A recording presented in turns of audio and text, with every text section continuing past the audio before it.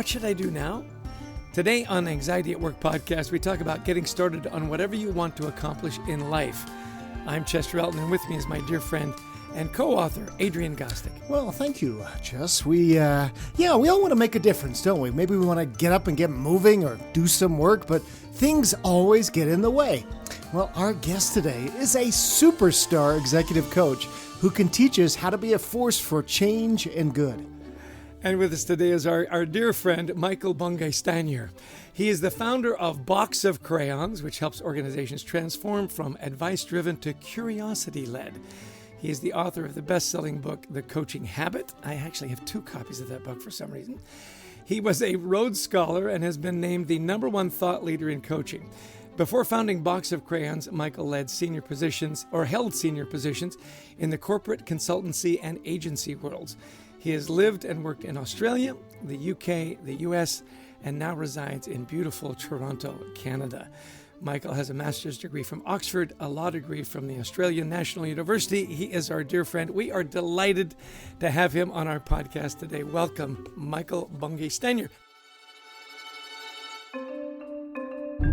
MBS to those that know him well. I thought, Chester, before you hit record, we were talking about, you were like, remind me again how you pronounce your massively overcomplicated name.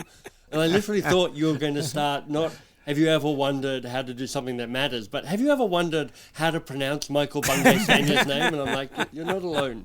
When I got married, my wife and I combined our surnames. So I used to be Michael Stanier and she used to be Marcella Bungay.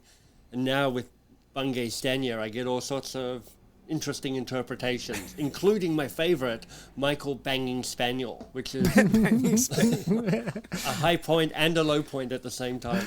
Yes. Yeah, and Adrian, you said this wasn't going to be any fun. No, I said I'm not coming, and then look what happens when I finally do. Yeah. That's great. Hey, well, thanks for joining us today. I think Chester's not alone. We've all got a copy of The Coaching Habit on our shelf, and many of us have gone through it many times. It's lots of good wisdom. Now you've got a new book out called How to Begin. Mm-hmm. And one of the things that I really liked in the book, you say smart goals, they're not that smart.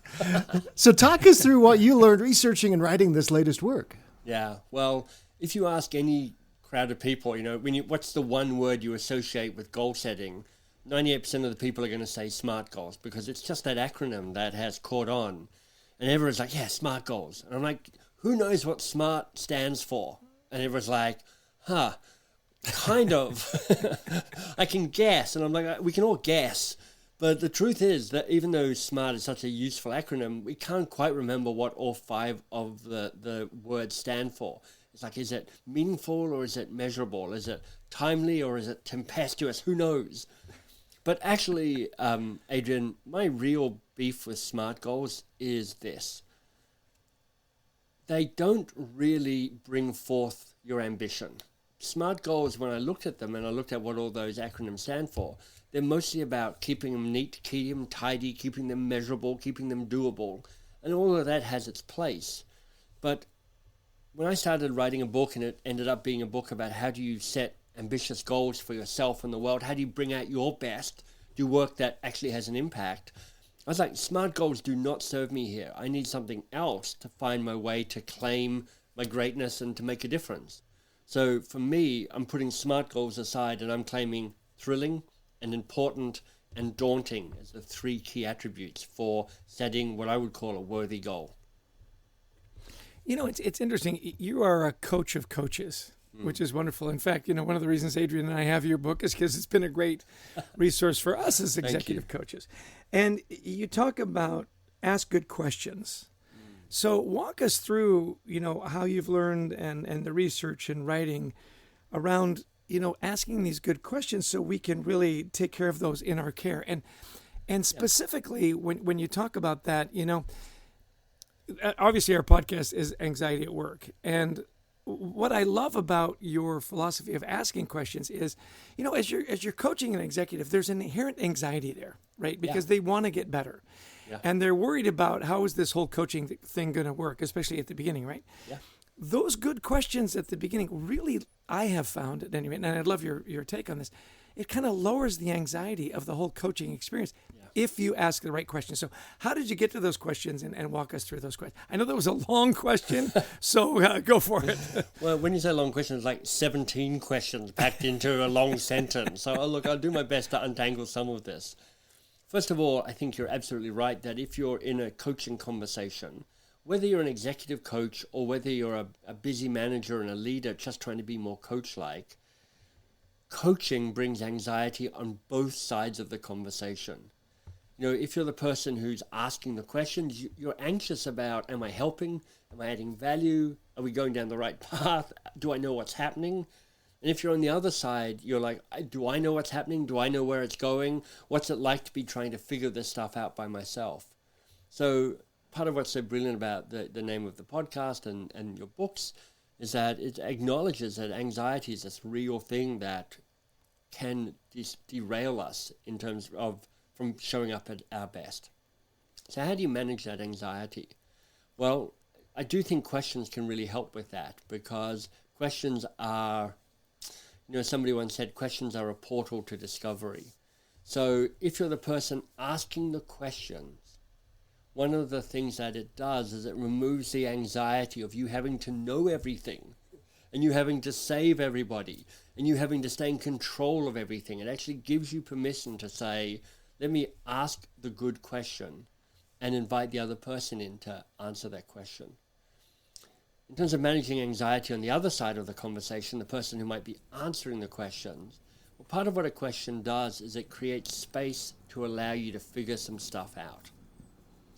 And what we most commonly experience is a whole bunch of people rushing in to give us ideas and opinions and suggestions and thoughts and have you considered this? Have you decided that? And obviously there's a place for advice giving, but so often we rush in and try and give advice a little too early on, before we know what's happening, before we know what ideas they've already had, before we know what they care about. So part of a way of reducing anxiety is just to give the other person the space and your support to help them figure this stuff out by themselves. And I think that's what a great question can do. If you only came up with a term, Michael, for that advice giving, if there was only something that you could coin, I know, I'm just... Exactly. Yeah. You're setting me up because, I wrote The Coaching Habit, and as you said, it's sold, I think it's sold like 1.5 million copies now, so a lot. And there's no doubt a lot of people who've read it and gone, this has really helped, and I'm using the questions, and I've just added it to the way I showed up already. But it's also true that a bunch of people went, look, I know the 7 questions that you lay out in the book, and I'm still finding it really hard not to give advice. What's going on here? So The Advice Trap, which is the kind of the sister book to The Coaching Habit, really tackles how do you tame your advice monster. So Adrian, you set me up. It's a softball question. It's like there are three advice monsters: tame it, tell it, save it, and control it. So tell it is all like, I've got to have the answer. I must have all the answers to all the problems, and if I don't have all the answers to all the problems, I'm going to fail. Save it is, I have to protect everybody from all the things, and if I'm not saving everybody from themselves and the world all the time, I'm failing. And control it is like, I've got to keep my hands on the wheels. If I let go, it's going to go to chaos immediately. I've got to maintain control all the time. And those are the 3 ego states, I guess, that drive us to want to jump in and give answers. So knowing questions is one thing, that's your technical solution, but learning how to tame your advice monster starts getting more into what people might call your adaptive change, the big issue. So when you're coaching an executive, how do you get them to pull back on this? It's human nature, especially you have 20 years of experience as a leader. You want to fix things. So how do you help leaders pull back? Well, the first thing I do is just talk to them how I define coaching. And I say this, it's simple and it's difficult. The goal is, can you stay curious a little bit longer? Can you rush to action and advice giving a little bit more slowly? So it's not saying never give advice, because that's stupid. It's saying, can you just slow down? Can you just start noticing how quickly you jump in with the solution? And can you just slow down the rush to give advice? And then we start talking about the price that's being paid by them and by others for them rushing in to give advice. And, the executive themselves is paying a price. She is exhausted and overwhelmed and a bottleneck and carries the responsibility of, I need to have all the answers to all the things for all my people. It's too much. Not to mention the fact that if she's spending her whole time providing the answers and solutions to other people, A, she doesn't have time to do her own work because she's got plenty to be getting on with, and B, it's actually an act of disempowerment to the others. And that's the price other people pay, which is like if somebody is saying, come to me and I'll give you the answer every time, you're never going to step into what you're potentially able to do. So at its heart, if you have giving advice as your default response, you're basically saying, I'm better than you. I'm smarter, faster, cleverer, wiser, younger, more experienced than you. I know more than you. And there's just a fundamental disempowerment that happens there. Again, there's a place for advice, but just not quite as quickly as you think. Really interesting. Just slow down. Yeah, we're always eager and often too eager, right? Hey, tell us where people can find more about your work. Where would you send them? Well, look, if you have a vast corporate training budget and you're not looking to spend it with Chester and Adrian, you're like, I've given them all the money that they need and deserve, then boxofcrayons.com is the website where we offer kind of organizational and corporate solutions to training. If you're more about how do I build my own coaching capacity, how do I work better with others, or how do I find my next big thing, which is the How to Begin book, then the website is mbs.works. Excellent. It's kind of funny. We've known Michael for a long time now, and he has a wonderful habit of just randomly calling you out of the blue. And it's always this much fun. And I always, when your name shows up on my phone, I just immediately break out into this big smile. So I thought you were going to say you break out into a sweat because you're like, I don't know how to pronounce his name. What am I going to say? Spaniel? What is it? Spaniel, exactly. I'll tell you what's really interesting, and I know we're all really busy, and so treat yourself to the audiobook of The Coaching Habit, because I'll go on these walks in the morning, and sometimes I will just pull up your audiobook because I get to hear your lovely voice. It's just a nice way to stay connected. So listen, back to the matter at hand here. Often we're called on to be this bigger, bolder version of ourselves, right? And it takes courage, to address those scary moments. How do you get to that courage when you're just so stressed, you're anxious, and you're overwhelmed? What are some of your tips? I've got an answer for this, Chester, as you'd guess. But I'm curious because you're a great champion of this as well. And I see you and Adrian as kind of people who embody some of this courage to go after stuff. Chester, how do you reconnect to the courage when you feel like you've lost that connection? So he's asking me a question, a very penetrating question. See what I did there, right? Which is your brand. I actually love this question because it wasn't too long ago when I was having to do a virtual presentation to a group. And we'd had all our meetings and I had it all locked down and everything was in place. And for whatever reason, I was really anxious about it. And it wasn't something I hadn't done 100 times before. So I stepped back and I said, okay, you're irrationally nervous and anxious about this. What are you going to do about it? And so what I did is I texted like a dozen of my close friends. And I said, the apostle of appreciation is anxious about this presentation. Will you text me something reassuring and positive about myself? And, it was like 10 of the 12 responded within, a minute. That's so nice. And it was very affirming. In fact, when it was over, a good friend actually called me and he said, hey, I texted and everything, but I just wanted to make sure, like, you're okay, right? And great. it was very affirming because I think we forget sometimes that we've got this wonderful support group around us. Right. In fact, one of them said, what a great example of asking for help. As a leader, I never ask for help. That's right. And I need to do exactly it more right. often. So how do you like that answer? I think Coach? that is a wonderful answer because we talk about this all the time, but you rarely hear examples of it, which is like, vulnerability is strength. And everybody goes, yes, vulnerability is strength. But but not for me. Right. I mean, I think other people should be vulnerable all the time, but I've built up my little armor. So this willingness to say, hey, help me out here. it is such a gift to allow other people to offer you help. People love that. How about you, Adrian? I mean, how do you reconnect to courage when you feel like you might have lost that connection? Yeah, it's a good question because I've never, well, not never, but I don't think about this as much but I do tend to, drag my feet when I'm faced. This is a question for me because I do tend to, let me think about it. And, and Chester sometimes calls me Dr. No because, it's, I don't want to go there. That sounds like a lot of work. It sounds like scary. Yeah. And so we tend to drag our feet.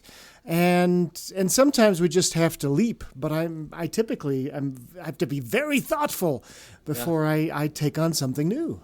Yeah, that's such an interesting to get a glimpse into your dynamic because you've been such successful partners working together for so long. My wife and I have a yes-no dynamic. I'm very much a yes, which is like, it's an adventure. Look, at the very worst, I'm going to have an awesome story about how disastrous this was. So let's go for it.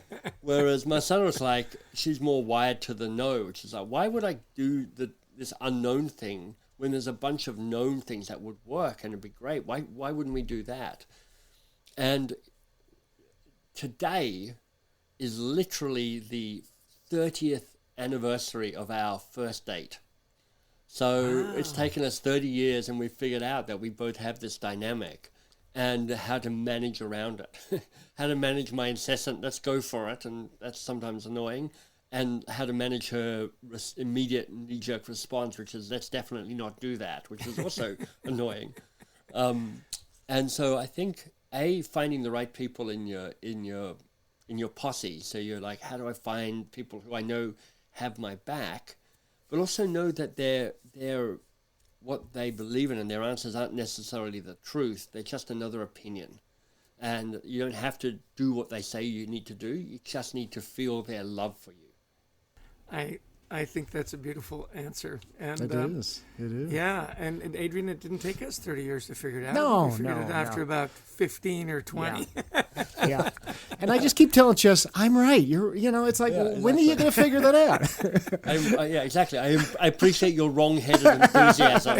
And if you just come back to my answer, Son and I have very similar conversations. Hey, we're, of course, big fans of gratitude. Leading with Gratitude. That's one of our books. And you talk about the role of gratitude in the process of coaching and overcoming what's keeping you back. So help us understand gratitude for us and those in our care and how that works in the coaching process. Yeah. I think it comes down, the heart of it for me and the power of coaching comes down to two things. The first is more tactical, and it's simply time to think.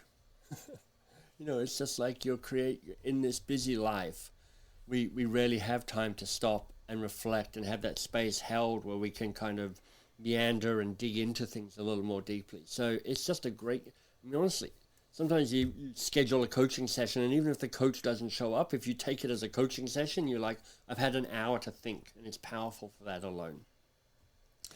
But here's the deeper thing that I think is an offering. And this is a model from the philosopher Martin Buber. And he says that there are two types of relationships in the world. There are I-it relationships, and there are I-thou relationships. And I-it relationships are more transactional. You stop seeing the fullness of the other person, and it's more like, what can I give, what can I get, what can I take? How are you, part of the machinery that I'm trying to get out of this world, or I'm trying to put to play in this world. I-thou relationships sink deeper, and it's when you have a more fulsome sense of who that other person is, a more holistic sense of all of them, and they have the same for you. So it is that moment where you're able to see them for all their glory and all their mess and all their humanness and all their divineness. If I'm an atheist, but that word still works for me in this conversation. And I do think that part of what gratitude does is it is a practice to connect to the I-thou relationship. when you name what you appreciate or are grateful for or love in another person, you actually take a moment to go beyond the transaction to say, this is the quality they bring in the world, and I'm seeing it and I'm naming it to myself or to them. And I think, in coaching, but just gratitude is, goes beyond coaching, obviously. It's an act, I love Chester's daily expressions of gratitude that I see on social media. It's a way of kind of connecting to the glory. I'm using all this kind of these religious terms, the glory and the grace of the world and the other person.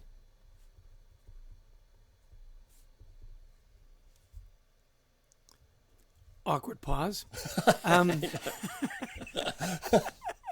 know. I feel like I should have more demonstratively walked off stage having made this great proclamation. By the way, for anybody listening, both of us had our heads down taking notes. So I was thinking, this is really, really deep. And oh, wait a minute, it's my turn. It's my turn to ask a question.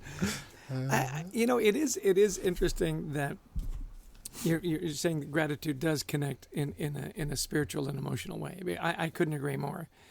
It is that time to just step back and say, and for the three of us especially on this podcast, I mean, to realize that 99% of the world would trade places with us in a nanosecond, that we are so privileged and so blessed. Indeed. And so, in such a wonderful way of being, just because of where we were born and who our parents were, and that stroke of fate and luck. Let's go on to some self-care here. We're always interested because successful people we have found are almost always the most anxious people that you meet. They put an inordinate amount of pressure on themselves, and they're constantly looking to, exceed what they last did. I mean, you've got a book that sold 1,000,005 copies. The next book has to sell 2 million copies, and so on. So walk us through some of the practices that you've found to keep your mental health and to help yourself and keep yourself thriving in the midst of this wonderful mess that you just described. Well, I don't feel the burden of the next big thing. Like, I am never going to have another book that sells 1.5 million copies, unless I do. If something gets lucky. But, there was a vast amount of fairy dust that got sprinkled over the coaching habit. And I worked hard to write a really good book. And then I was on a bazillion podcasts and marketing it for a long time. So I did all I could to make that book a success, and its success has gone way beyond anything I did. It's just I got lucky, and then it became popular, and then became word of mouth, and all of that sort of stuff. So I try to... Here's how I think about my own worthy goals. How to begin is like set a worthy goal, something that's thrilling, important, and daunting. First of all, I really try and figure out what thrilling, important, and daunting means to me in this moment. And then I take my best guess at the next best project to work on. And, sometimes these projects work, and sometimes they don't work in terms of, external measures of success. But the secret for me is like taking my best guess. That's the work. All I can do is in the moment take my best guess and then go for it, and trying to commit fully to the making of it the best thing I can. So I've just handed in the manuscript for the next book, which will come out in June next year, and I like it. I think I've written the best book I can. It's taken 6 or 7 drafts, and I shared it with a bunch of early readers, like the third draft, and I was like, I think I've nailed it. This third draft is pretty special. And I got all this feedback going, this is terrible. Somebody left a message on LinkedIn, for which I am grateful. She was like, I didn't mark up the manuscript because it looked like it was like rough notes for a speech. And I'm like, have you heard of Patrick Lencioni? Maybe you should write a book like him, or even like HBR where they use data. I'm like, oh man, you did not like my book. And that was great because I then blew it up basically and rewrote it. So now I've got a book that comes out in June. It's the best book I can. I'm now going to try and create the best marketing campaign I can, one that brings me some joy and has some fun and hopefully has some success. But, how many copies will the book sell? I'd be disappointed if it sells less than 50 copies because I've worked really hard at this. Because you've got to know more than 50 people. Yeah, Yeah, exactly. Exactly. I'm thinking, I'm hoping my mum buys at least 10 copies to give to her friends. So, but I can't, any number I put on that is just a made up number. So I'm like, commit to the process and understand understand what's at risk, understand the downside. What's at risk is I lose money and I lose time and I lose reputation. Turns out that the time is already sunk because it's my best guess, so I'm happy about the time.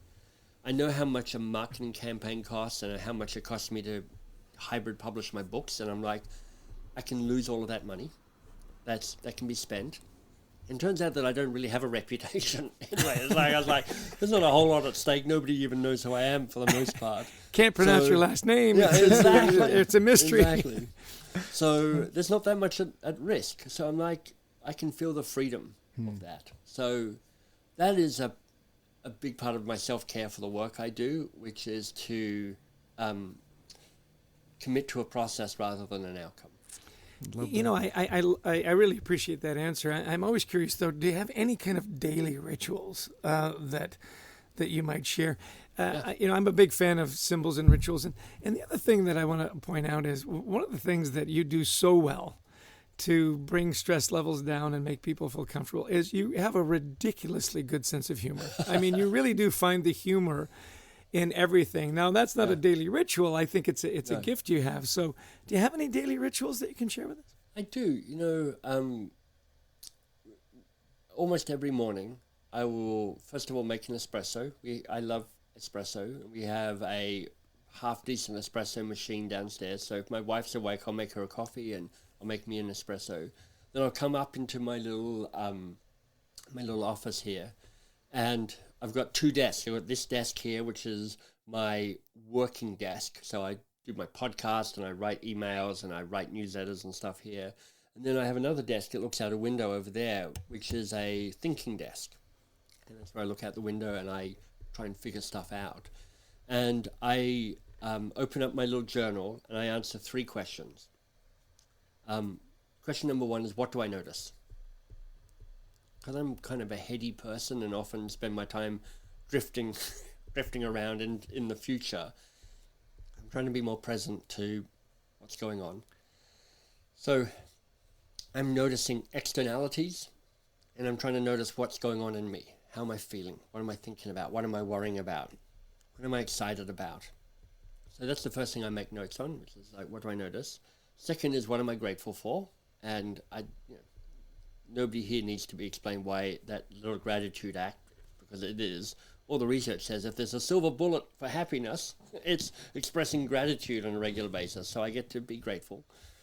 And then the third thing I write down is, what's the one thing I need to do today to make this a good day? Because I have a to-do list that's backed up and embarrassingly behind on a bunch of stuff, and I am perpetually overcommitted in the work I do. It's one of the less useful, it's useful and not useful wirings that I have is to overcommit. So I'm like, what's the one thing that I really need to get done today? Like today, the one thing I must get done today is I need to write a number of newsletters so that my team can get them prepared, and then we're going to close the company down from the 13th of December through to the 10th of January. So I need to have all of that stuff ready for them and not become a bottleneck for them. So answer those 3 questions in the morning, and then at 5:24 Monday through Thursday, and at 3:47 on Friday, the alarm goes on my phone, and I've reprogrammed it so it says stop working and celebrate the day. And I will write down, or if I'm not near a book and pen and paper in my head, name one thing that I've made progress on today. So, Teresa Amabile's book, The Progress Principle, I think it's called. She's like, look, people find meaning out of making small daily progress on stuff. And I'm not that good at noticing what I've done during the day. So this forces me to name a thing that I can celebrate and I've made progress on. Love that. Hey, this has been just such a great discussion, Michael. We're always thrilled to learn from you. Now, if you had to summarize a couple of takeaways you'd want our listeners to take away today, what would you say? Well, first and most obvious, and in fact, if you're going to just take one thing away from this entire podcast series, not just my interview, I think the takeaway is this. You pronounce my surname Bungay Stanier. That's it. That's the main thing to take away. But if you want more than that, I would say, I mean, really, I want to ask you this question, but I'll behave and I'll ask myself it, which is process over outcome, and look to build I-thou relationships. Such great advice. Listen, we could talk to you all day and laugh through the whole thing and learn through the whole thing. And I can't tell you how much we appreciate your genius, the help that you give to coaches and people literally all over the world. And more than that, for your friendship. You know, one of the things you need to know about Michael is that he reaches out. He's a true and good friend. And if there's, you know, on my tombstone, if that's what they put on my tombstone, I will have lived a good life. That's right. And you're a perfect example of being a good and true friend. So thank you for your time. Thanks, MBS. Chester. Thanks, Adrian. You bet. It's been a pleasure. Well, Chess, just such important and interesting, you know, and challenging information. Whenever we talk to MBS, I mean, I love this idea of how many times have we heard SMART goals? And he says, okay, so what does the M stand for? Yeah. No, it's measurable. No, somebody argues, no, it's, you know. And so what he says is, why don't you think about goals that are thrilling, important, but also daunting? I mean, what an interesting way of thinking about something that we've talked about 1,000 times. Yeah, that next phase, you know, we often talk about that. And it doesn't matter what stage you're in of your life or your career, you always think, well, what's the next thing? You know, and thrilling is rarely a part of the equation. You know, I was just talking to a young guy that I kind of mentor a little bit, and he's thinking about making a job. And I think, he says, like, I want to make the change because I want to make a change. I said, yeah, I think you think this change is going to solve all your problems. And it's not. You know, is it going to be fun? Is it going to be thrilling? He just has a way of putting things in perspective.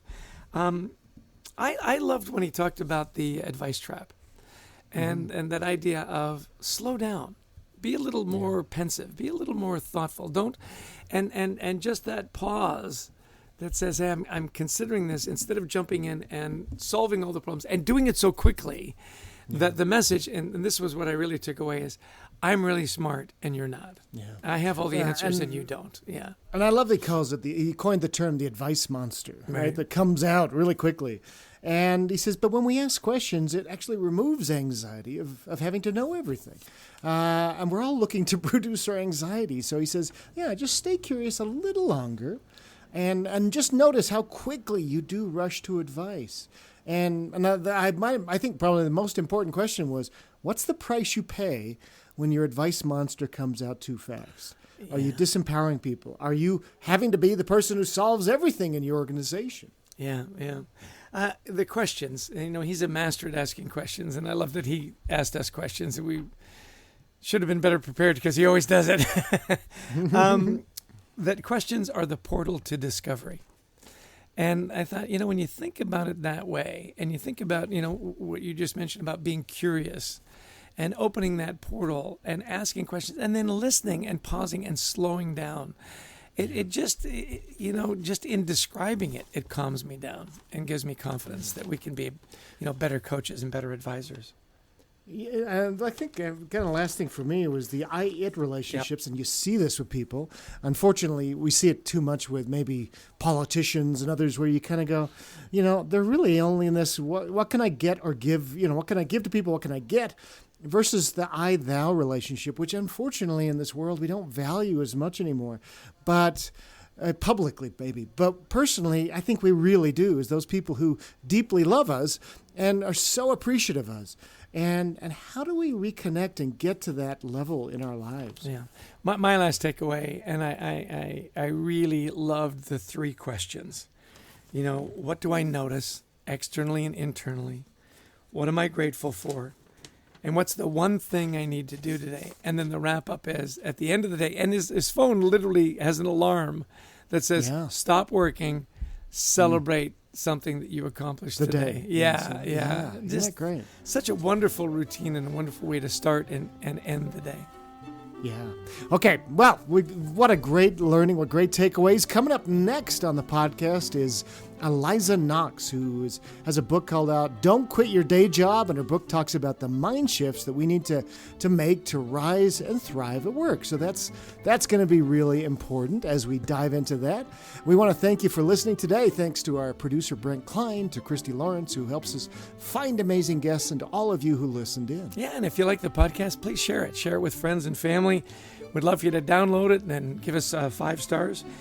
We'd love you to visit thecultureworks.com for some more free resources for you and your team and ways for you can thrive and reduce your anxiety. And we love to speak to audiences around the world, whether in person or virtually. So if you're looking for a really fun and engaging speaker that can talk to you about culture, teamwork, resilience, anxiety in the workplace, please give us a call. We'd love to speak at your event. And please buy our books, Leading with Gratitude, Anxiety at Work. They're wonderful reads and well worth your investment of time.